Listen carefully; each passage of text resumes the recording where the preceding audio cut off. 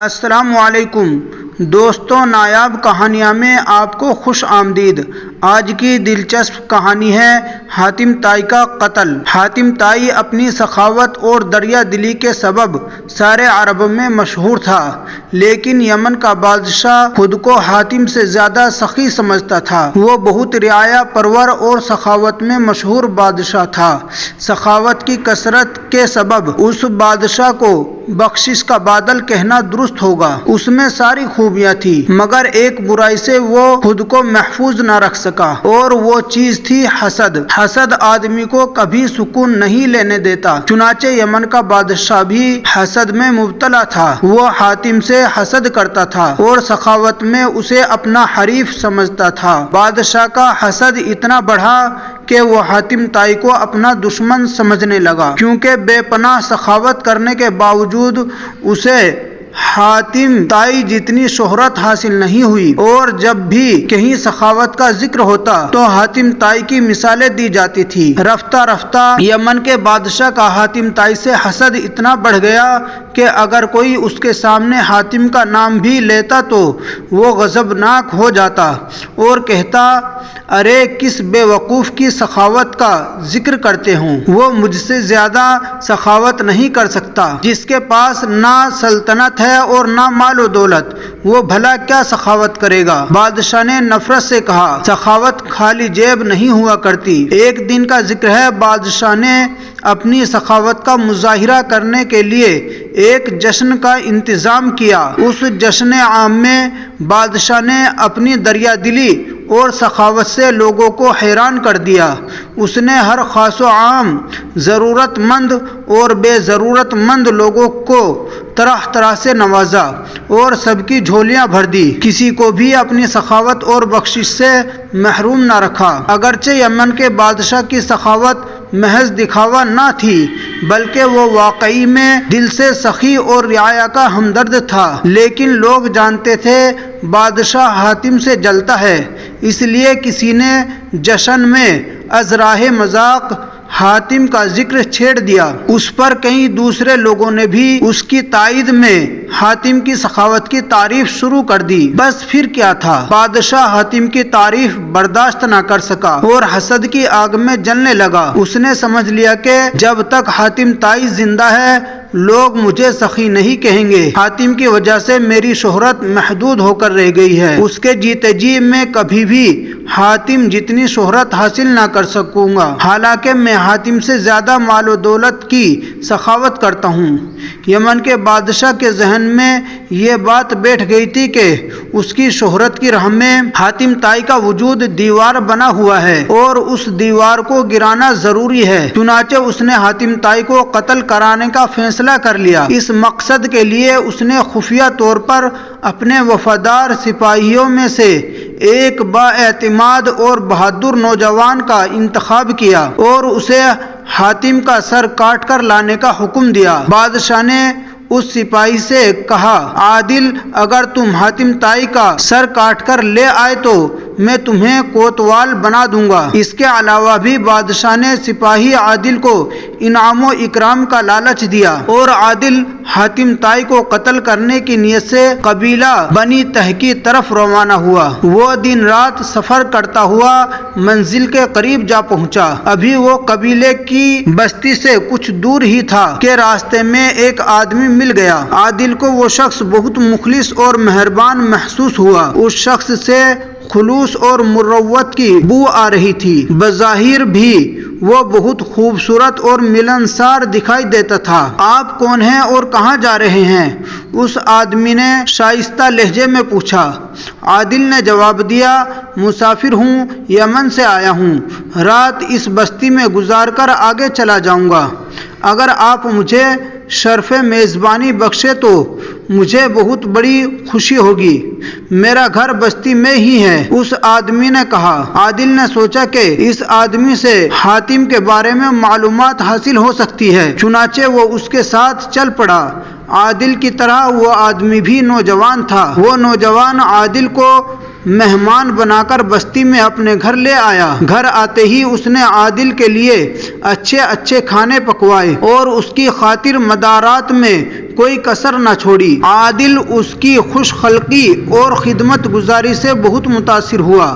اس نوجوان نے رات بھر عادل کی بڑی خاطر تواضع کی، پھر بھی معذرت کی۔ اے مہربان، گھر میں جو کچھ تھا میں نے آپ کی خدمت میں پیش کر دیا۔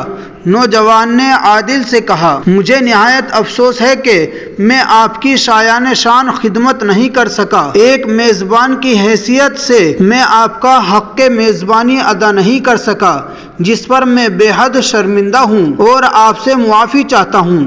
عادل اس کی بات سن کر بہت متاثر ہوا۔ اس کی خوش اخلاقی اور خاطر تواضع عادل کے دل میں گھر کر چکی تھی۔ صبح عادل کو پرتکلف ناشتہ دیا گیا، پھر عادل نے نوجوان سے روانگی کی اجازت مانگی۔ نوجوان میزبان نے کہا، اتنی جلدی کی کیا ضرورت ہے جناب، چند دن اور میرے غریب خانے میں قیام فرمائے۔ عادل اس کی درخواست سن کر بولا، میں تمہارے پاس زیادہ نہیں رہ سکتا، ایک بہت ہی ضروری کام سے جا رہا ہوں، آپ مجھے اس کام کے بارے میں بتا سکتے ہیں؟ نوجوان نے پوچھا۔ نہیں، یہ ایک راز ہے، اگر کھل گیا تو شاید میں اپنے مقصد میں کامیاب نہ ہو سکوں گا۔ نوجوان نے مسکراتے ہوئے کہا، جناب اگر آپ مجھے اس راز کے بارے میں بتا دیں تو ہو سکتا ہے میں بھی اس میں آپ کی کچھ مدد کر سکوں۔ آپ بے فکر ہو کر بتائیں، میں وعدہ کرتا ہوں کہ اس راز کو اپنے سینے میں ہی دفن رکھوں گا۔ عادل اس کے حسن اخلاق کا گرویدہ ہو چکا تھا۔ اس نے سوچا کہ بتانے میں کوئی حرج نہیں ہے، چنانچہ عادل اس نوجوان میزبان سے کہنے لگا، اچھا میں تجھ جیسے نوجوان اور بہادر آدمی پر بھروسہ کرتے ہوئے بتا رہا ہوں، اس لیے یہ راز دل میں رکھنا۔ تم حاتم طائی کو تو جانتے ہی ہوں گے، جو بڑا سخی ہے اور اپنی سخاوت کے سبب مشہور ہے۔ میں یمن کے بادشاہ کا بڑا وفادار ہوں، اس کی وجہ مجھے معلوم نہیں، لیکن اتنا جانتا ہوں کہ یمن کا بادشاہ اسے اپنا حریص سمجھتا ہے اور اس نے مجھے حاتم کا سر کاٹ کر لانے کا حکم دیا ہے۔ امید ہے تم یہ راز کسی کو نہیں بتاؤ گے اور مجھے حاتم طائی کے گھر تک پہنچا دو گے۔ عادل کی بات سن کر نوجوان ہنس پڑا۔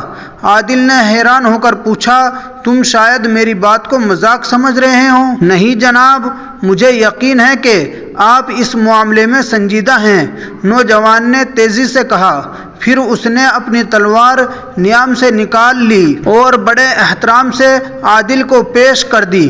عادل نے حیرت سے اسے گھورا، کیا مطلب، تم مجھے اپنی تلوار کیوں دے رہے ہو؟ تلوار نہیں، اپنا سر بھی آپ کو دے رہا ہوں جناب، نوجوان نے مسکراتے ہوئے کہا۔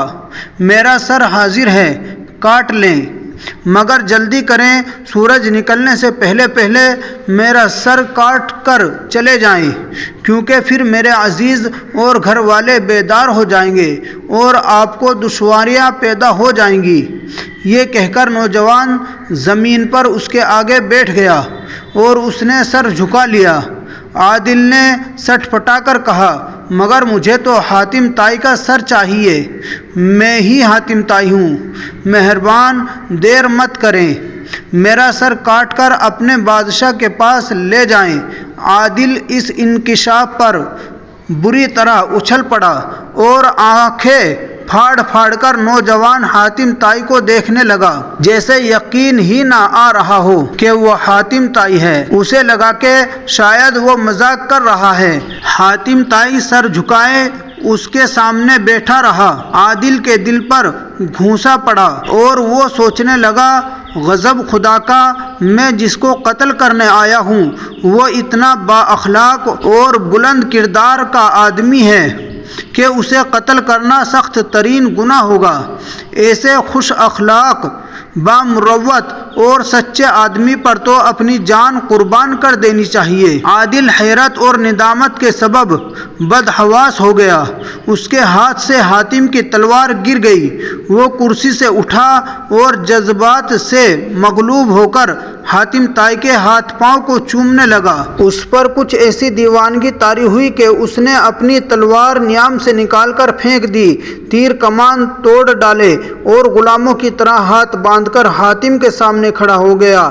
اس نے حاتم سے کہا، اے نیک دل نوجوان، تیری حقیقت معلوم ہونے کے بعد تمہیں قتل کرنا تو دور کی بات ہے، اگر میں تجھے پھول بھی ماروں تو یہ بہادری نہیں، بزدلی اور زنانہ فعل ہوگا، اور دنیا میں سب سے بڑا گنہگار ترین آدمی میں ہی ہوں گا۔ پھر اس نے حاتم سے گلے مل کر اس کی پیشانی اور آنکھوں کو چوما اور اس سے رخصت کی اجازت لے کر واپس یمن کو چل دیا۔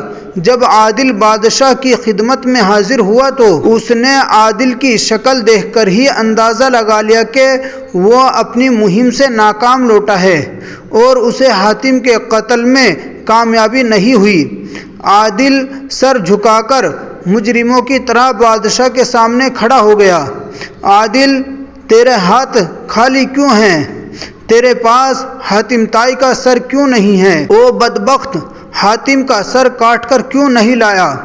بادشاہ گرج کر بولا، معافی چاہتا ہوں عالی جاں، میں مجبور تھا۔ عادل آہستہ سے بولا، ارے کمبخت، مجھے سارا ماجرا سنا کہ تم پر کیا آفت آ پڑی۔ بادشاہ نے غضبناک ہو کر کہا، شاید حاتم طائی تجھ سے زیادہ بہادر نکلا اور تو کمزوری اور بزدلی کے سبب اس کا مقابلہ نہیں کر سکا۔ جو بھی حقیقت ہے بیان کر۔ اس نے محسوس کیا کہ اسے بادشاہ سے کوئی خطرہ نہیں، وہ تو حسد کی آگ میں جل رہا ہے اور حریف کا حال جاننے کے لیے بے تاب ہے۔ چنانچہ اس نے پوری شاہی آداب کے ساتھ پہلے تو بادشاہ کی تعریف کی، پھر بے خوف ہو کر کہنے لگا، اے ہوش مند بادشاہ، میری ناکامی پر چاہے تو مجھے قتل کر دے، لیکن حاتم کی باتیں غور سے سن، یہ توجہ سے سننے کے لائق ہے۔ حاتم بے حد مشہور اور معروف، باہنر، خوبصورت اور خوش اخلاق نوجوان ہے۔ وہ بے حد سخی اور انتہائی عقل مند انسان، بہادری میں مجھ سے بڑھ کر ہے۔ میں اسے قتل کرنا تو چاہتا تھا، مگر اس نے مجھ پر اتنے احسانات کیے اور اتنی مہربانی اور مروت سے پیش آیا کہ میری نگاہیں جھک گئی۔ اس کی مہربانی اور احساسات کے بوجھ سے میری کمر جھک گئی۔ عالی جاں، اس نے گویا احسانات کی تلوار سے مجھے ہی قتل کر ڈالا، اور میں حاتم کا قاتل نہیں بلکہ میں حاتم کا مقتول ہوں۔